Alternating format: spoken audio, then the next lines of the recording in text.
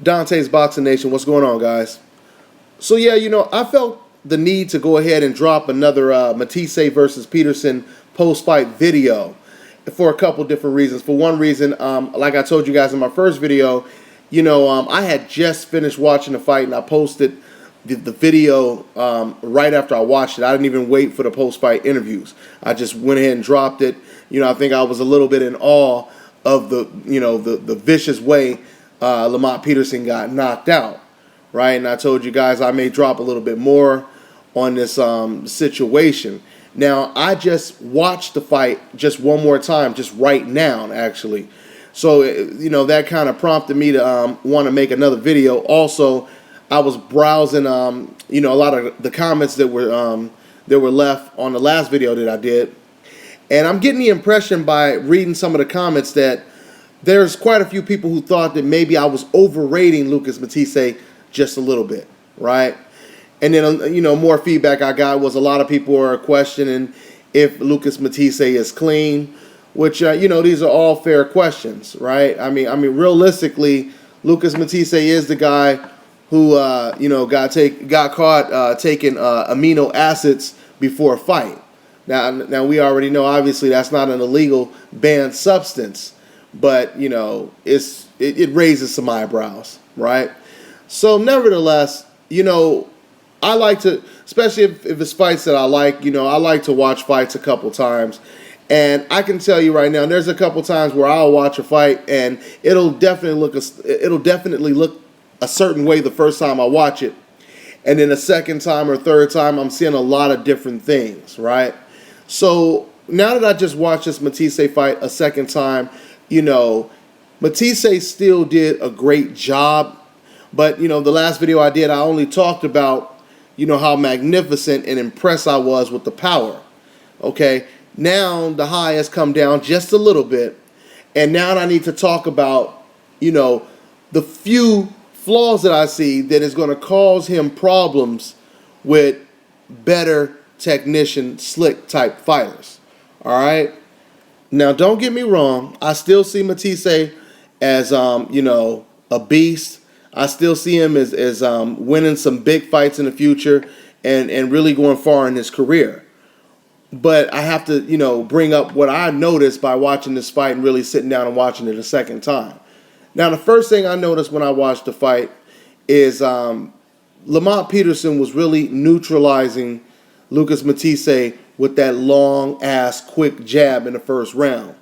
And, it seemed like it was really, really hard for Matthysse to reach Peterson when he was throwing that jab.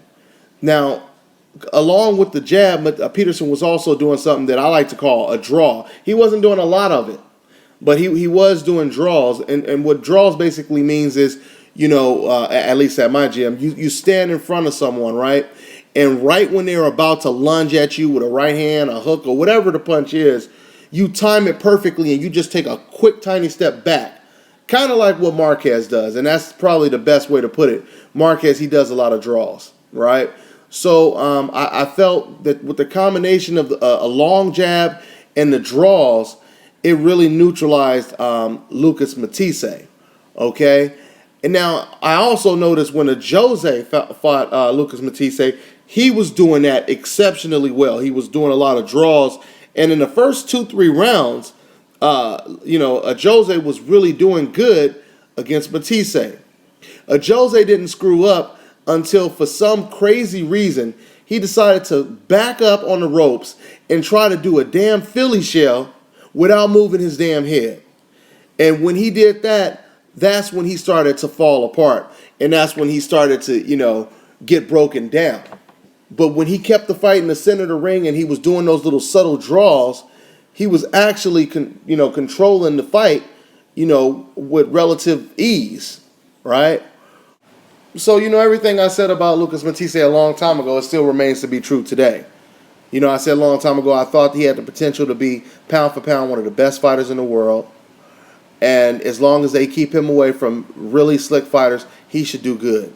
I still believe that, okay? I believe he would have a lot of problems with like an Adrian Broner. Realistically, now that I've watched this fight a second time And I know this may trip some of you guys out, but I actually think he's going to have a lot of problems with Danny Garcia as well.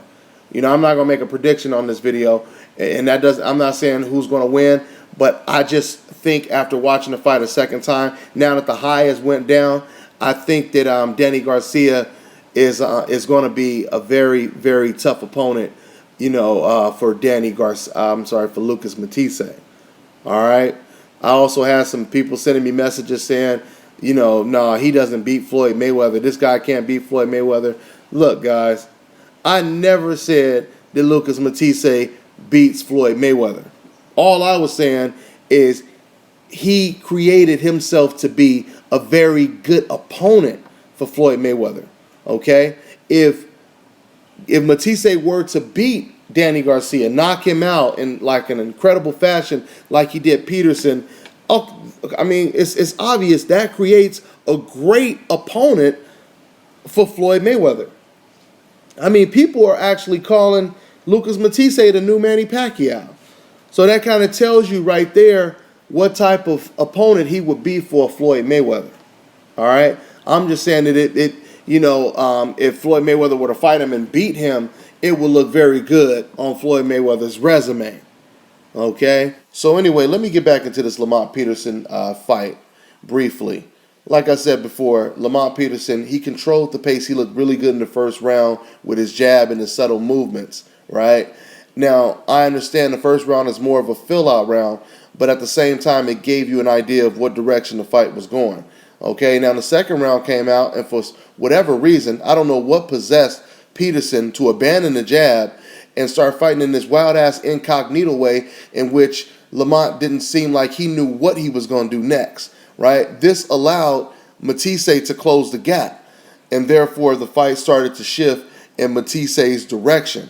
Now, you know, a lot of people, I said, are making comparisons of Lucas being the next Manny Pacquiao, but one thing Matthysse doesn't have that Pacquiao does have is foot speed. Okay, Matthysse is very slow on his feet, and I believe that's the reason why he's going to have a lot of problems with slick fighters.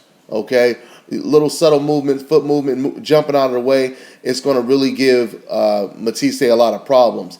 Like I said, when you watch this fight, you know, you have to look at not just the knockout, but you have to look at what led up to the knockout. Okay, the positive and the negative. And some of the negative when it comes to Matthysse and I can say some of the positives as well when it comes to Lamont Peterson and a Jose. You know, they showed a blueprint on how you beat Matthysse.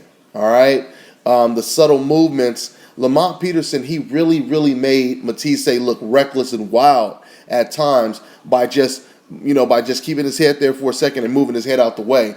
And you watch Lucas Matthysse swing for the fences, fall all over the ground.